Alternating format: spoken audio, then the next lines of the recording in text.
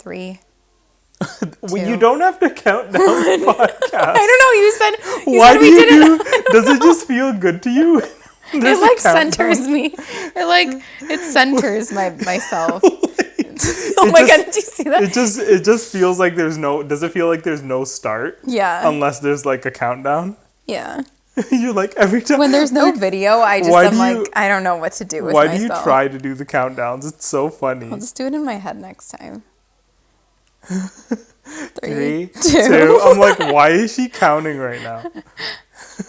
Just so people know I know my numbers. God. All right. So welcome back to the podcast, guys.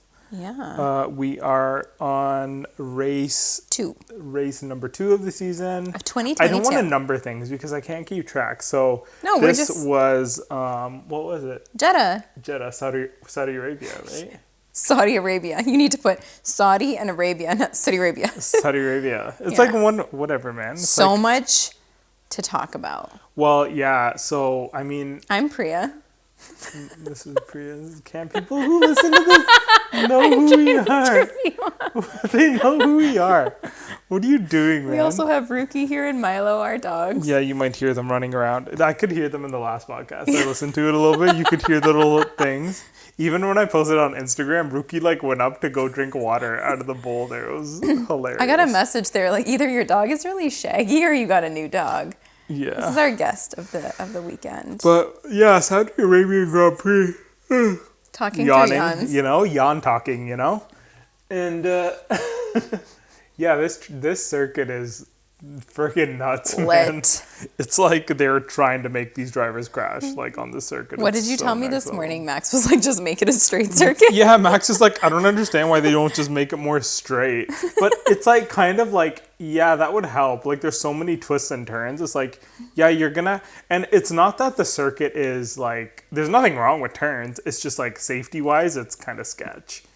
I think this circuit in particular, it's notorious for having safety cars. Do you want to cost teams money because that's what we're doing here? Although that does add its own element to races when there's safety cars and stuff, but at what cost, right? You don't want to see races are amazing though. You don't want to see guys crashing into which we'll get to into walls and whatnot. Very shortly. So we just finished up the race, watching Saudi Arabian Grand Prix, and this is good. I kind of like the fact that we're doing audio because it's so much less setup and we can just do it right away. Yeah. So we're actually doing this right after watching the race, which is really fun. So I want to just, I find things like this interesting. And then if somebody doesn't, then they can tell me. But so we start off Saudi Arabia by knowing that there's practices going on. And unfortunately between second and third practice, there was a whole political issue that happened.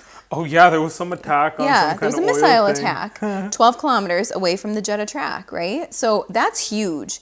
And I actually read something interesting, and one of the people that I talked to about Formula One with online mentioned this to me too. So there was a decision made by the team principals, the drivers, the FIA. They all came to a quote unquote unanimous decision that they would continue racing, finish quali and do the race here, and then decide later if they were going to continue racing in Saudi Arabia going in the future, which I agree definitely needs to be discussed if safety issues are going to happen. But one of my friends brought up that it was one of the reasons that they didn't stop racing was because... Money? No, let me pull up the message. It had something to do with... There was some insinuation that if they didn't race, they would have some trouble leaving the country. And there's a video on Formula World where all the drivers are kind of holding their tongues until afterwards. What? So I need to watch this video before I actually... That's a very broad statement though. I mean, I thought it was more because they're contracted to show up. Yeah. You know what I mean? I think there is some kind of... There might be other things going on behind the scenes where... they are required to do a race in Saudi Arabia because Saudi Arabia has made all these arrangements and sold tickets and everything. I think it gets very sticky if you just kind of cancel a race with that much short notice. I mean, it's different when it's like weather and stuff, but when it's just like, because you know what's happening? I think the Saudi government is telling them like, it's safe. You guys can race. Yeah. Like, we're giving you the go ahead. And they're probably saying like, hey, if you cancel, then that's you canceling.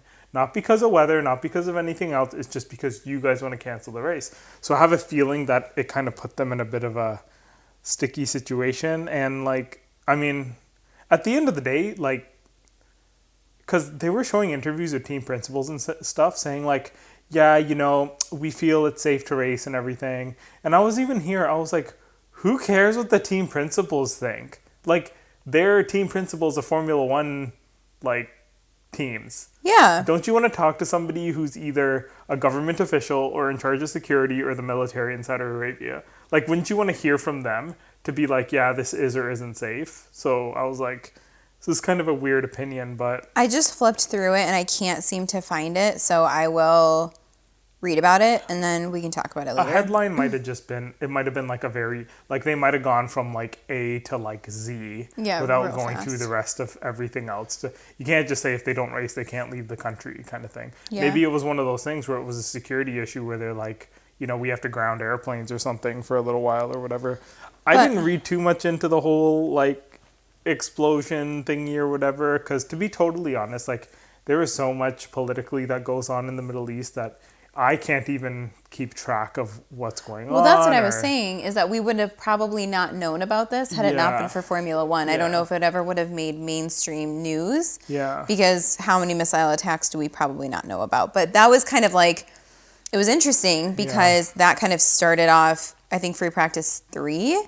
And all the drivers were like, this is what we do, we drive, and this is kind of what we do, so it didn't really affect them. I felt like if it was a bigger, it didn't really seem like it was I mean, it was on the news, in the news cycle for Formula One, but it didn't seem to really be in the news cycle just in general news. I just kind of took it, like if it started to ramp up and I started to see it more, then maybe I'd pay more attention to it, but... Yeah. Well, we kept racing. I don't know what the situation is or who attacked or whatnot, but there's always like sketchy... I was reading about different things even politically and like going on in Saudi Arabia as of recently, which is... So it's like I can't keep up with that. There's so much going on there that it's just like... Geez, I was like, I'll just focus on the race. So quali was really interesting, though. I mean, regardless, like, and I think the only thing that may have affected drivers is like some of their families are here. So of course, like, you worry about your family's safety, but I think once they realized that they were safe, they talked to the government or they talked to the officials who like made them feel comfortable and made the team principals feel comfortable. I think they were just like, all right, let's get on racing with the weekend. Yeah. But quali was so interesting. So let's start from bottom to top. So I guess big story kind of was that one of the big things was Mick Schumacher had a pretty violent crash in Q2 in qualifying. It was kind of nuts. There was pieces of the car all over the track, which is supposed to happen with the new design of the cars to reduce the impact and keep the driver as safe as possible. They're designed that when you crash, the car kind of comes apart so that it keeps the driver safe, and it takes a lot of the energy. So he crashed, and it was kind of sketchy for a little while. They didn't, they stopped the session for quite some time, and they didn't show any close-up shots of the car itself, which is always kind of like a weird, like, ominous. that kind of tells you they're not sure what kind of condition he's in. But we later learned that he made it to the hospital, and he had no visible injuries, which is good. And he was fine. I don't know if he may have had a concussion, but given Formula One and like how they race and how fast they're going, walking away with just a concussion and not a scratch on you is like a win. Freaking amazing. It's a win. Right? So Mick was okay, and then they kind of restarted the session. Poor Gunter, though, like, he's had like now 2 drivers like in pretty significant impacts.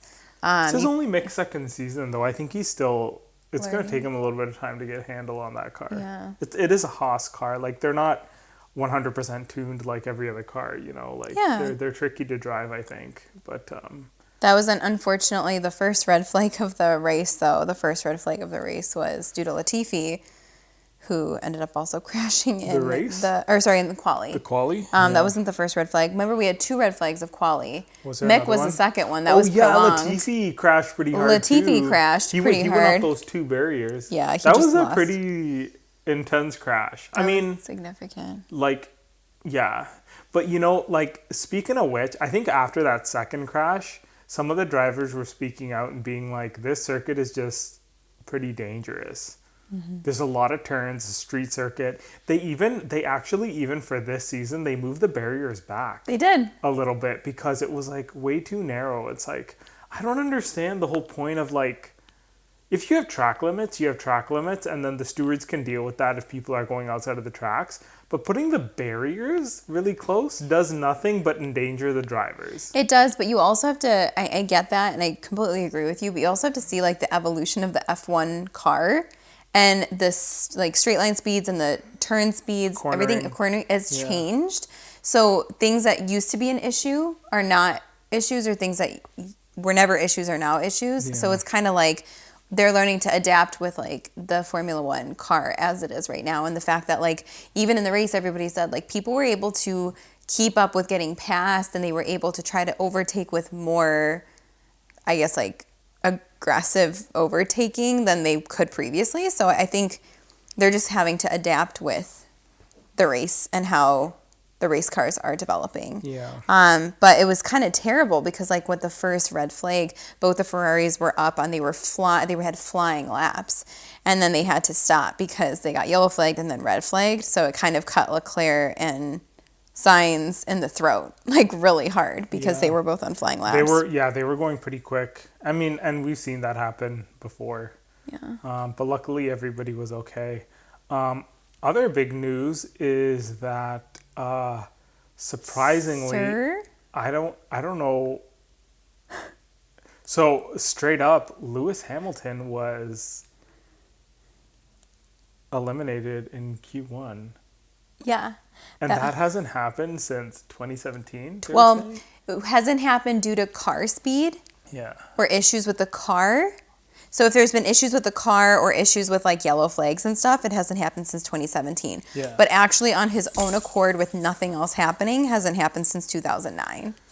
Yeah. Yikes. That's a little sketchy. I think everybody was pretty shocked that happened.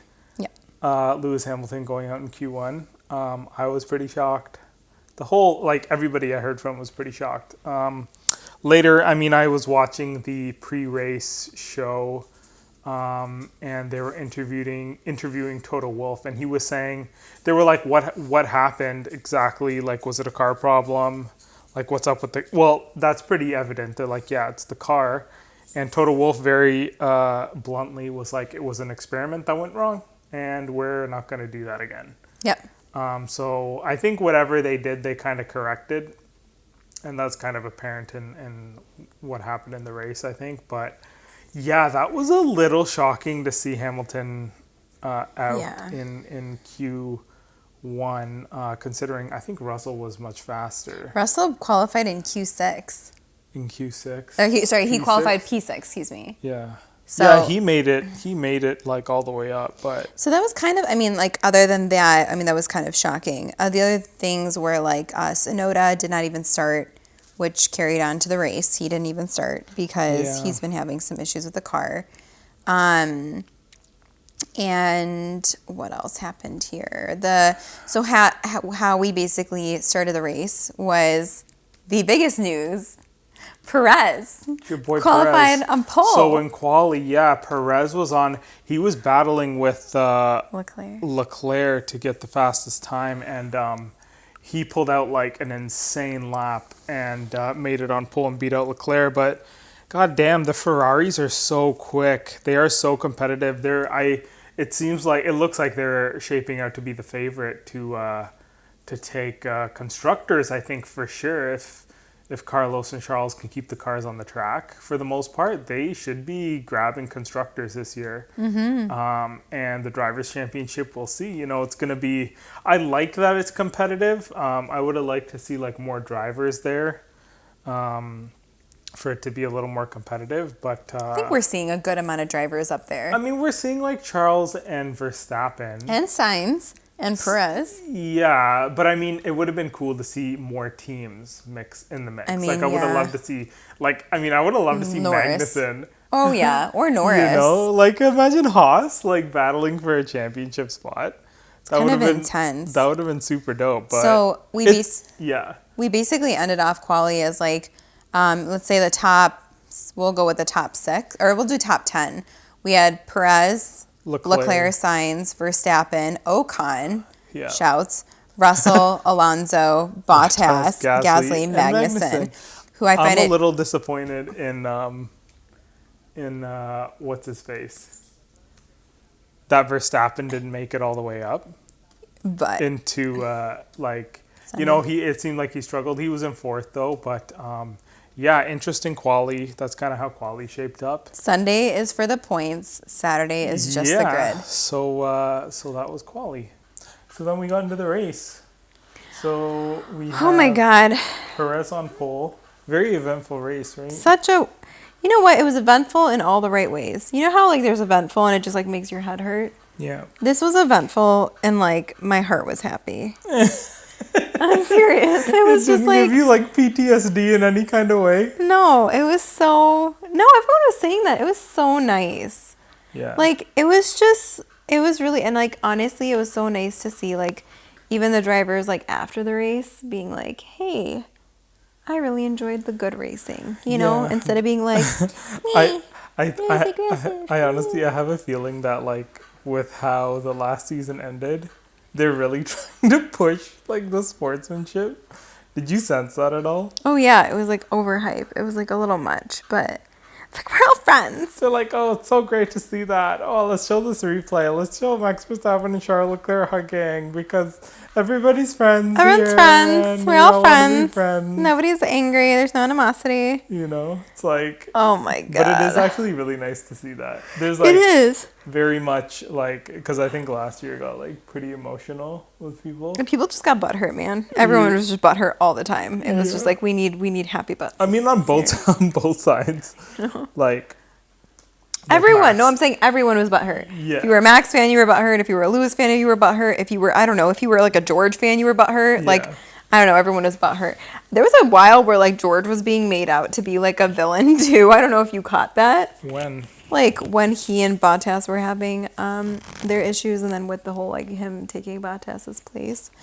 It was like a very like villainous approach. Like, but he's also very smug. He's like a smug little Englishman, you know. Who? Georgie? George? Yeah. He's like, I'm so tall. Yeah. Into the queen. He doesn't really show too much like personality. Oh no. I don't know why a lot of these guys aren't more like they don't like put more effort into being a little more charismatic on TV and everything. I guess a lot of them are just like I don't know, because quiet, the most introverted people. Because the most charismatic one of all of them, Daniel Rick, just keeps getting screwed. Like maybe you don't want to be the charismatic one. Maybe you want to be the hard ass. Because I don't know. Yeah. Like Vettel hasn't even raced this season, but everyone still loves him. I miss Sebastian Vettel. He needs to get back in there. I think he will be for Australia. He'll be back. If he's not, like, somebody needs to get that guy. Yeah, man. Some help. So like we start this race with Yuki Tsunoda just like not even starting the race. Yeah, he just didn't start the race. I think again maybe like some kind of reliability issue with the engine. Like the Honda engines, quote unquote Honda engines, had like issues on the last race. Yeah, and Yuki didn't even make it to the formation. Grid, man. It's like. He didn't even make it to quali. Like, bro didn't even like show up. Like he showed up, but he didn't show up. Like, yeah. So that was. I weird. loved watching Drive to Survive though, when like they pushed Yuki Tsunoda and he like slowly turned into like this like jacked little guy. Like, I was like, damn, Yuki's got guns. I wonder what his background is, because in that show they showed that like he had no, and I mean background like how he was raised, not like what his actual background is, but like. In the show, they were like, he's very much not into, like, working out. And you only really see that, quite honestly, with people who grow up with a lot of privilege and money and stuff. And it makes sense, because a lot of these Formula One drivers grow up in those kind of environments, circumstances. Save, but yet they a have the few most here grit and out there. of like Carlos Sainz grew up with money. Yeah, He has so majority much of grit. them do. Yeah. I think Perez comes from a more humble background. I mean, I don't know too much about how all of them were brought up. All I've seen is like, realistically, all I've seen is like what's on Drive to Survive. And I remember seeing like shots of when Carlos was at home and his family has like this beautiful home and Like a like villa hills, or something, like yeah. hills of Spain, like just drinking wine. I was like, what? Yeah, it's gorgeous. Who are you, bro? Yeah, it's amazing. It's You know? amazing. Good for them, man. But he has a lot of grit. He like works out and like Yeah. he does all that They stuff. got work ethic. Yeah. You know? Yeah, but Yuki didn't make it. Yeah. But I wonder why. yeah, no, I mean like how everything started, Perez on pole and everything. Surprisingly, through the first turn at the start of the race, you didn't even though the first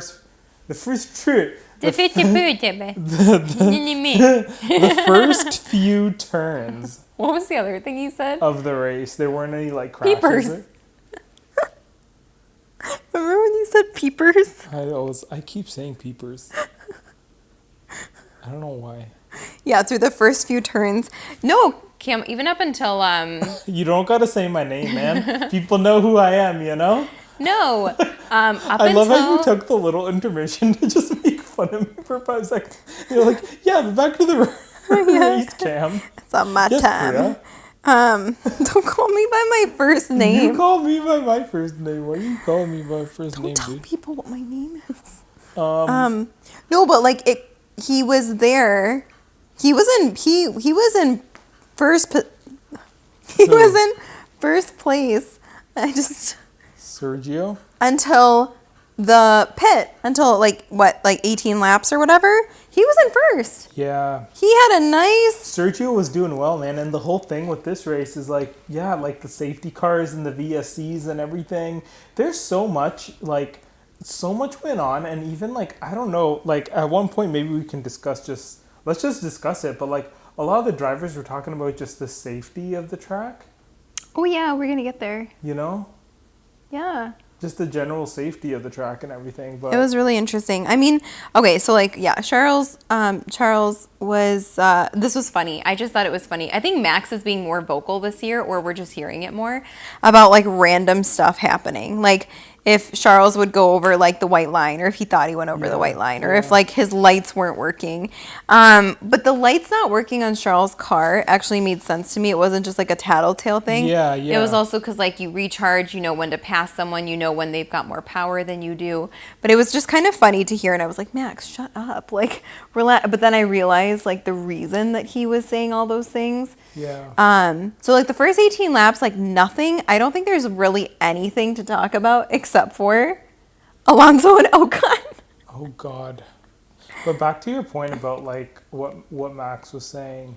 I think I was telling you this when they lift off the gas, the recharge kicks in for the battery. Yeah. So I mean, from a driver's perspective, I can kind of understand because it's a data. It gives you information as to when a driver is lifting off the gas and possibly braking, and you can obviously late brake compared to another driver and gain time on him, kind of thing. Yeah. So I can see that.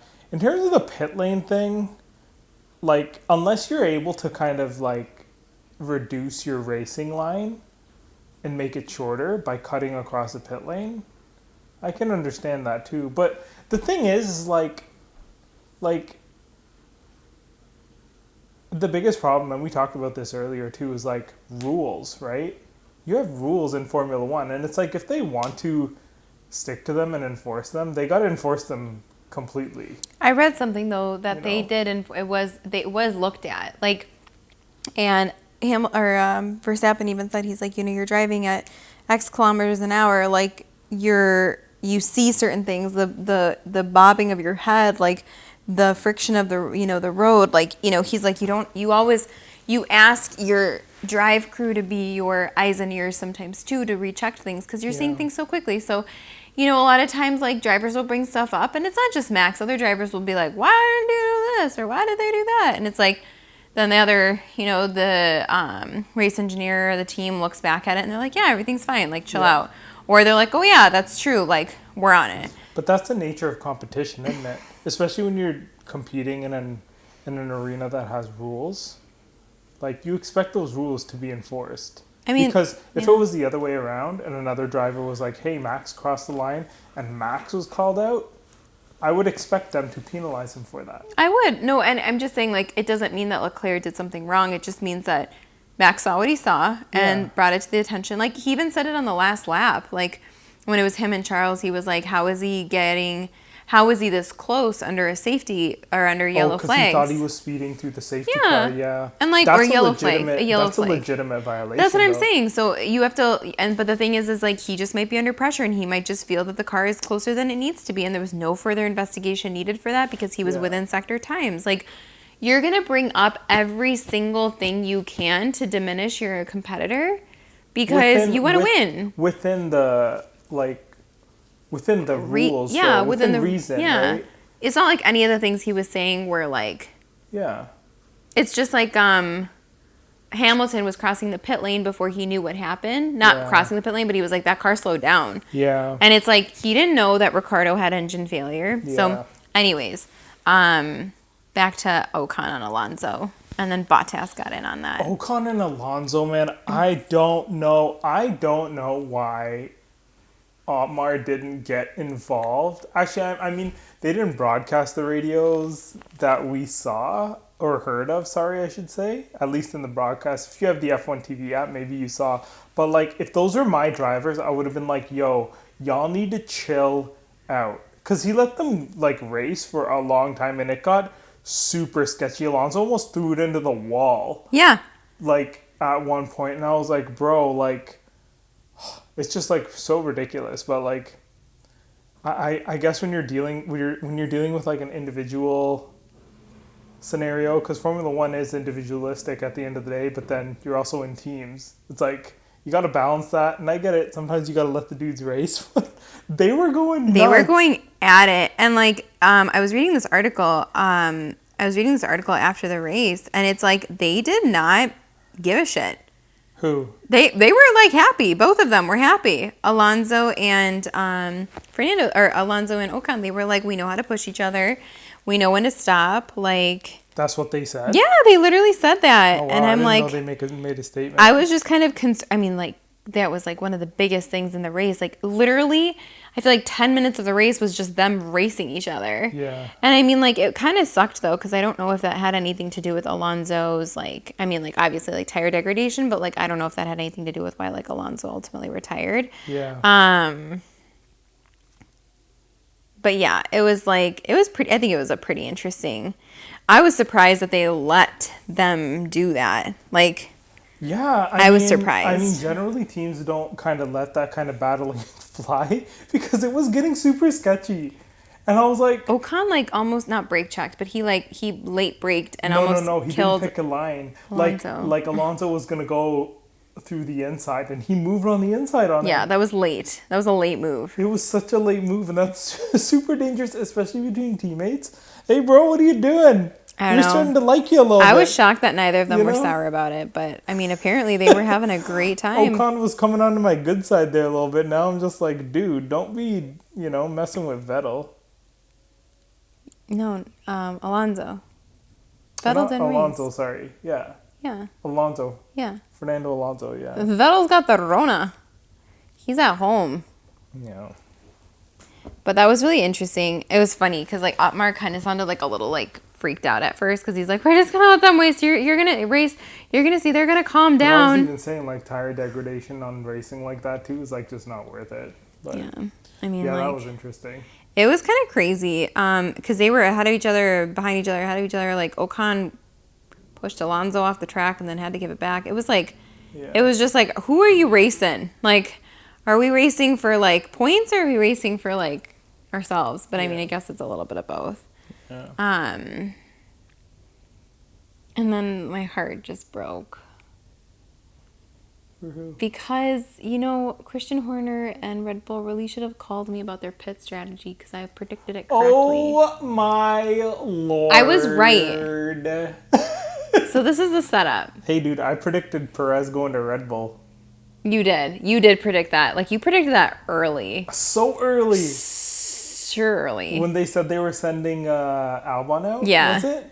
Yeah. And I was like, I didn't predict it, actually, I didn't called predict it. I was just like, how sick would it be if they got Perez? Yeah. I remember that. I didn't believe it. Yo, I'm like, Perez is sick. And then the next morning. But yeah, you had that like bang on. I couldn't believe how well you predicted I was like that. screaming about it because I was like so upset. What because, was it? Remind so me. what happened is so at like lap 18, Charles, so the pit team for Ferrari told Charles to box. And then, but Perez was ahead, obviously, right? Because he was P1. Oh, no. Before that, let's talk about that. What? Do you before? Or are you talking about it? Because they apparently, like, they tried to fit, like, I want to find out what exactly happened there. I don't think it was a fake out. So this is what happened. This is the setup. I think it was. Okay, you changed. You didn't think it was a fake out yesterday, but now I don't think it was a fake out today. But now looking at it, But the thing is, okay, so what happened is Perez was in front of Charles, and Charles was told to come in and box. Yeah. And as Charles was told to box, But hold up. Perez must have gotten the same memo that Ferrari was boxing. But when they put the radio into box, they're like, box to overtake. Yeah. They never say that. They always just say box. So what I think happened is I think that was their code for if you see him box, then you keep going. Oh, if you see him go, oh my God, keep you out, might be right. Then you come in. Oh my God, you might be right because Ferrari is like super like plan A. Plan A, bro. Yeah. What's your plan though? You know, I think they have like code words and stuff. Of course they do. They're saying plan A and plan B every single time. So box to overtake, I think that meant. Because I was like, I'd never heard that before. Yeah, it was interesting, but I thought it, and I think one of the commentators may have mentioned it, or maybe I don't know. I could be like wrong, but I thought it meant. I don't think it was a fake out. I think it was like, Charles, keep an eye on Perez. Do the opposite of what Perez does, basically. Yeah. So I think that's what happened.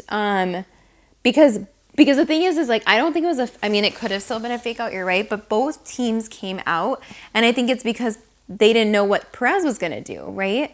So I think Crofty even mentioned it, that he's like, he's just doing the opposite of what Perez is doing. Yeah. Which makes complete sense. And it worked. And this is why it was so hard for me, because I knew we're in freaking Saudi Arabia. Like, yeah, dude. Like Latifi's crashed now both in quali and he crashed later on in the actual race. Like, how do you get through Saudi Arabia without even a yellow flag? Like, it's just not. Yeah. It's like getting through Monaco without a yellow flag. Like, you just. I wonder if they get on the radio and be like, "Hey, how are the Williams doing? Yeah. Do they look all right? Do they look all right? Like, how are their tires? Are they looking a little droopy and loopy?"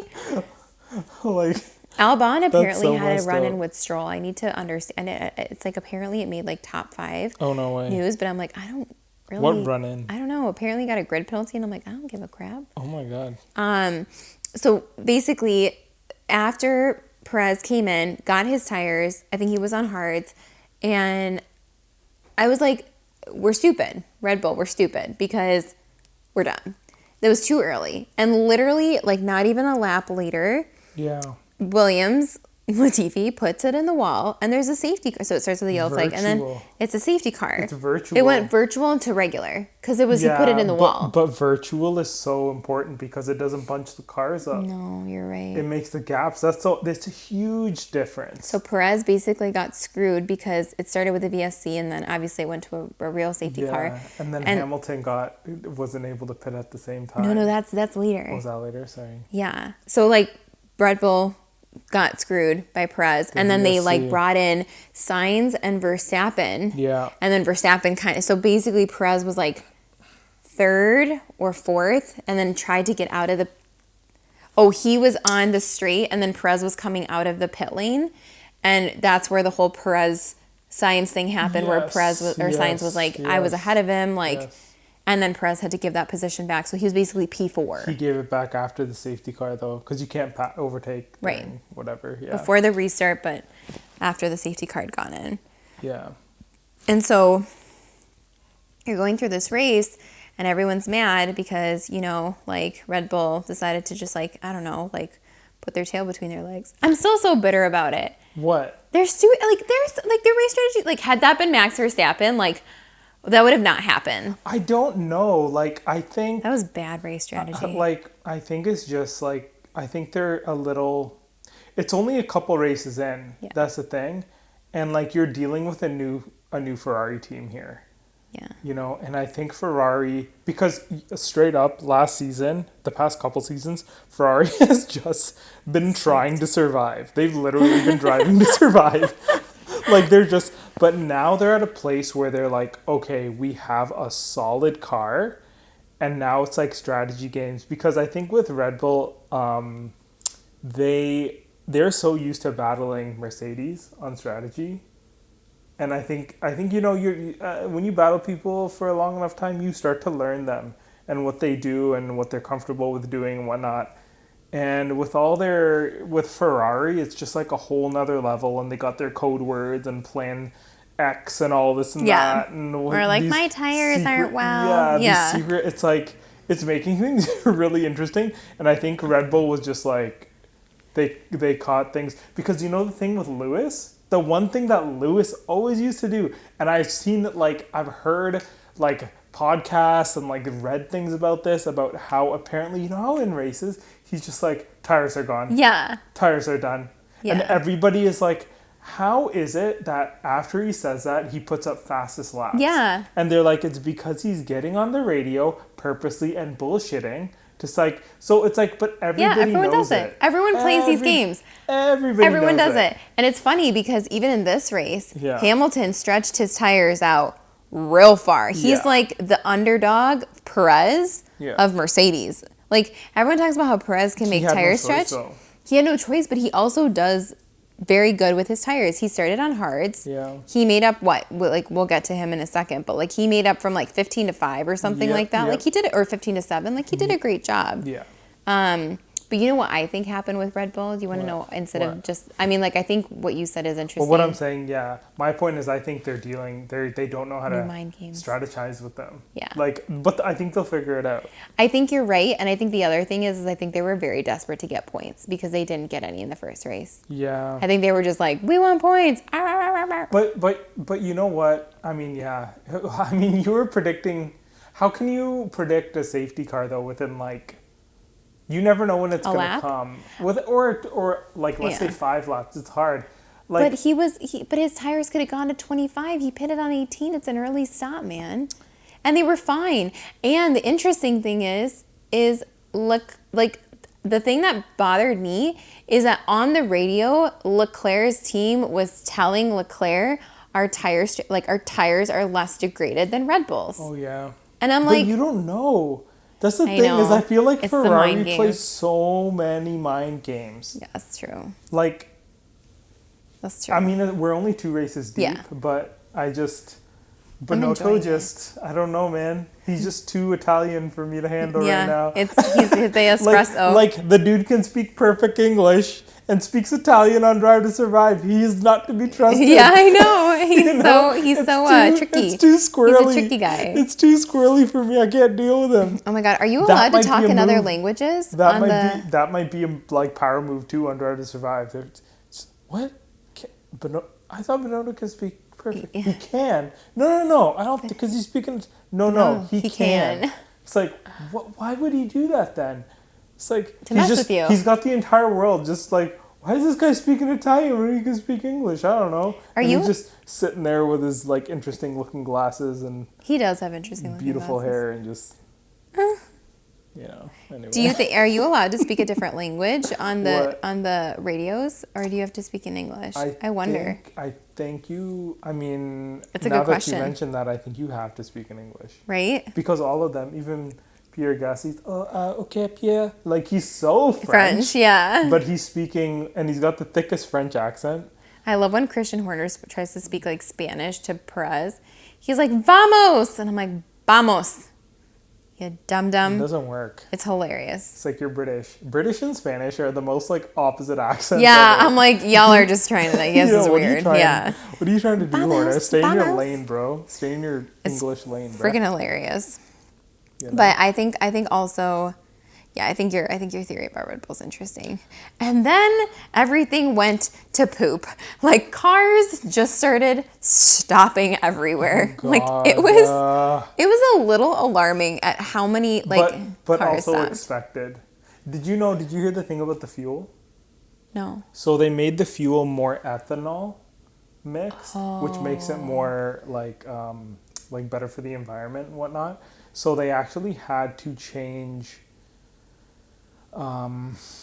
And this is I think they were saying this is why Red Bull had issues, because they changed the fuel like how the fuel is, but as a team, I forget what they say, but you can still make your own changes to it to a certain level, but because it's like a new fuel and like a few more different changes in terms of regulations and cars and everything, they're saying that this is kind of bound to happen a little bit during the starts of the race. Because you're figuring it out, right? Yeah. Yeah.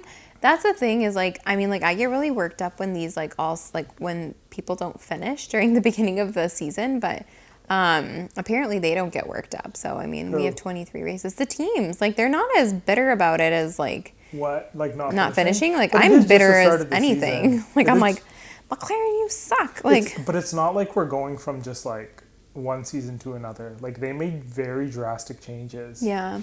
In the cars. It was just kind of alarming to see how many.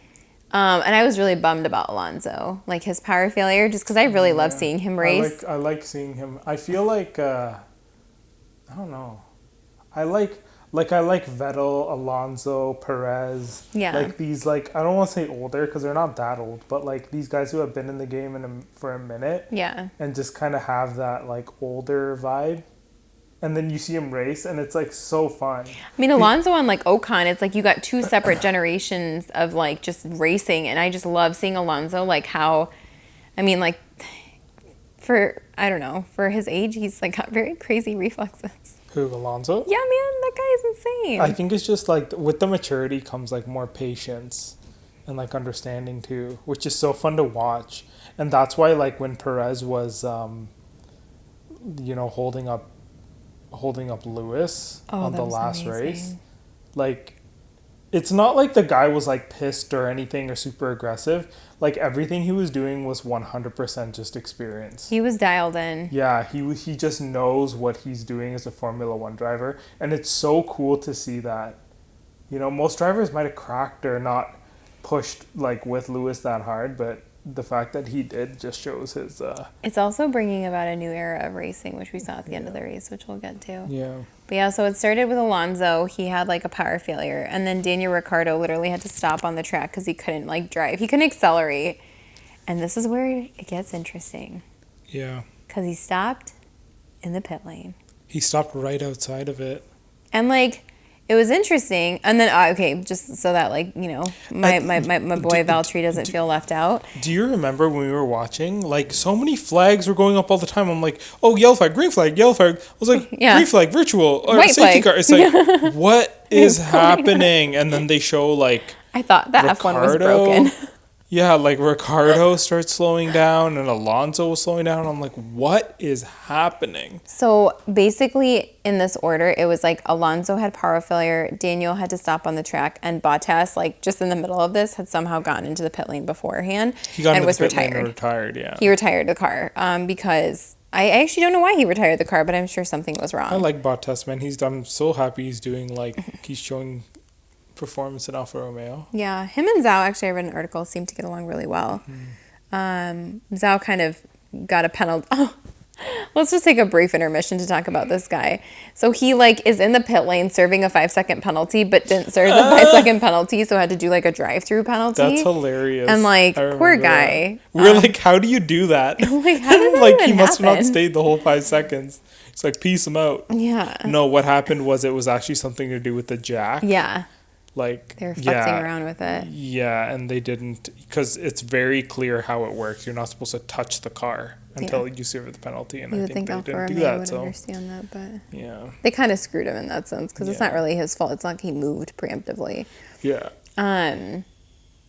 So this is where it gets interesting. Because everybody's sitting here and we're all obviously very well aware of Lewis Hamilton has done an amazing job of he drove the long race. He did a great job. He drove the long race he put hard. in work. And he got from 15th to like, I don't know, like 6th or 5th or something like that. That was before he had to pit. Yeah, before he had to pit, Yeah. which was amazing. And everyone had kind of pitted except for him. Yeah. And then there are all these like engine failure, people stopping, and he like drives past the pit lane because obviously Ricardo's like blocking it up, and then the race engineer comes on and he's like, box, and he's hundreds of meters away already, and he can't do it. Plus, he's gotten this penalty before for going into the pit lane when it's closed. Well, he was way past it when they told him to box. Yeah, he was like upset. already passing the finish line again. And so you think about if this is where, so Mercedes got lucky with Lewis in the first race because like Max and Perez both had like horrible races and didn't finish, and that's why, you know, Mercedes was able to get third. But there were two ways that this could happen. If the pit lane opened and Hamilton got in under the safety car, then Hamilton would stay ahead of Ocon and like effectively gain like a really good advantage. But he only could pit after the green flag, so he went from like 5th or 6th down to 11th because he had to pit. He was like on hards, and like it was like the 40th lap of the race or something like that. Yeah, he was going to need to pit eventually. But we were saying he finished the race in 10th. He did. Yeah. He did. He just got in the points. So funny. Did you see the quote where he was like, "Are there even any points for 10th?" Legitimate quote. He's like, he like verbatim, he was like, "Are there even any points for getting in 10th? Do we score any points?" And they're like, "Yes, Lewis, you get 1 point." This dude's never been in 10th for like long. I saw a stat. They're like, it's been like literally years since he's placed like that low. He doesn't even know if there's points there. It's so funny, man. It's like those peasants in 10th. Yeah. He's like, what is this? He just needs to ask George the difference between 10th and 11th a couple times, because George missed out on points so many times. Remember being in like P11. Where am I? It's so funny. It's like, oh God, Lewis. How the mighty have fallen. And then the best part of the entire race. I like your little transitions. And then telling a story. This. What's next? Charles and Max. Battling? It was amazing. Are we there already? Are we there yet? Yeah, dude, this was only like a 50-lap race. Who are you? Are you awake? Did we go through everything? Are you done with your notes? Is that all of them? Don't call out my notes on people. It's okay to have notes. I got to make notes on the next race myself. This is why I know this race so well. Are we done, though? Or is that the bottom? Yeah. Oh, holy. Yeah, man. Yeah, I mean, to end that off, I felt bad for Lewis that he got screwed by that safety car. But it is what it is, man. Perez, same thing happened to him. And Perez got royally screwed. He would have probably gone P1. Yeah, and even when that happened, I was like, damn. I remember turning to you and I was like, this is all on Verstappen to see if he can pull the win. Yep, and that's why they brought Perez and Verstappen and Sainz in. But this Ferrari, this Charles Leclerc Verstappen battle is like amazing. So fun to watch. I'm enjoying watching it so much. And like, I was reading, they're like people are like, is it going to get messy like Lewis and Verstappen's got? Like, is it going to get that, like, you know, are they going to eventually collide? It could happen. It could happen. I don't know. I quite honestly, I feel like the way they have changed the regulations, and we can go back into just the battle here, but like the way they've changed the regulations, I feel like it makes it more, I feel like it makes it easier, because you know how they say that they wanted to change the cars to make it easier to follow each other. I think because of that, they're more likely to pass each other on straights than through corners. Mm-hmm. Although, like, it does still happen. But I think the fact that they can follow each other much more easily now makes it a little more safer. Yeah. To be totally honest. And even with Charles and Verstappen going back and forth, it was just DRS zones back and forth, back and forth, back and forth. It was amazing. It was crazy. It was like the end of the last season, but like all over again, but just between Max and Leclerc instead of Hamilton. And I think a lot less anxiety for me. No, I was still yelling. The thing I like about it, though, is I feel like it takes a little more of the variable out of the car and puts it more so in the driver's hands and the driver's right. strategy and the tire strategy, which I like, which I enjoy so much. I mean, it's great to have development in the cars and see teams like be creative with, you know, how they do aerodynamics and power units and whatnot, but it's so fun to watch it come down to tire strategy and driver skill rather than just I have the fastest car, so I win. I win all the time. You know? Yeah, for anyone, for any team at all. And it's like, for example, like we didn't really talk about this, but like Haas, like P9, friggin' Magnussen. Yeah, I really, oh man, I really hope that I want to see him win podiums, man. Yeah. I would love to see. And the thing is like, I would rock a Haas jersey if they started winning. You made fun of me last season for you know saying what? that. I was just going to bring that up too. I was like, I made fun of you about like wanting like a Haas jersey or something, but yo, like they could really do damage and like US pull team. it off, man. Hell yeah. That's so sick. Dude, I would love to see Gunther like gain a little bit of weight from not being so stressed out. That poor man has had a whole He looks weathered. Yeah, that's a weathered man. That's a weathered He's man. a leather face over there, bro. But it's like really nice to see him. Like it's nice to see Haas in the points. It's like it's even nice to see like the Williams are even like more competitive and stuff. Like I'm enjoying seeing Alpine up there too. Oh yeah. You know, man, it's just crazy. I'm like, if some of these teams can really dial it in, it can happen. It's just, you know, the sad thing. I love it all, but like I love Norris. Oh man. And he was like my golden child. I don't know. And like Ricardo, I've just like fully just like I mean like McLaren's really struggling. If he doesn't get it together by Melbourne, I think that man is going to be depressed. I'm going to be honest with you. That's his home race. It's 2 weeks. And he hasn't gone in so long to his home race. Remember when he started with Renault and like he mowed the lawn or something like that, and then like was out. I think that was like the first time he went to Australia, Melbourne for Renault. Do you remember that? Yeah. Yeah. You know what sucks, man? It's like Norris signed like a multi-year deal. I know. And it's like they got real comfortable there. They need to like develop. But it's the beginning of it is the beginning of the season, so you know what? And he finished what, like P6? Did he? No. Let's see here. Did he? I think in Saudi Arabia. I thought he was pretty low down on he finished seventh. Yeah. He missed out by 0.1 seconds off of Ocon. Yeah. I don't know. I wonder what's going on with their car. You know. Yeah, that's such a shame. But yeah, the Verstappen Leclerc battle, Magnussen was going after it with Hamilton though, man. Oh, did you? He beat him too. He did. He finished P9. Hamilton. He beat him by one. It's so nuts to just see like Lewis Hamilton is the like kind of pinnacle, but he was beat by Magnussen, Gasly, Norris, Ocon, Russell, Perez, and Sainz. Dude, Stroll gave him a run for his money though, eh? Do you remember when he like blocked him off? Oh, I think you had gotten up for a second, and I was like, oh my God, Stroll like blocked off Hamilton. He was like, nope. I might have been like, was I taking Milo out or something? Yeah. Yeah. It was pretty funny. I mean, I guess the coolest part of this last part was just like the back and forth between Charles and Max. And then the thing is like there was an incident. I don't even know what the incident was, where it was like a virtual safety car. So it was a virtual safety car at one point. Yeah. And so they had to like obviously like maintain their speed. Yeah. But then it's like that's when Max was like, how is he so close? Like, you know, he must be cheating. The VSC is like, but they're able to see it because there's a delta that comes up on this. So I think he just was like, you have to correct it though. Pressure, you have two. I don't know how it works. I think it's sectors. I think it's based on the sectors. You have to correct it in the next sector or something like that. So I don't know.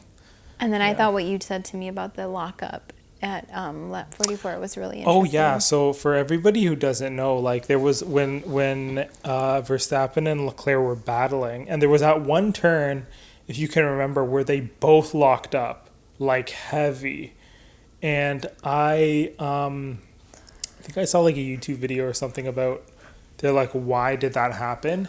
And what essentially happened is I was gonna say they were racing to the DRS line, but it's actually the opposite of that, because DRS is only enabled for the driver who's behind. Yeah.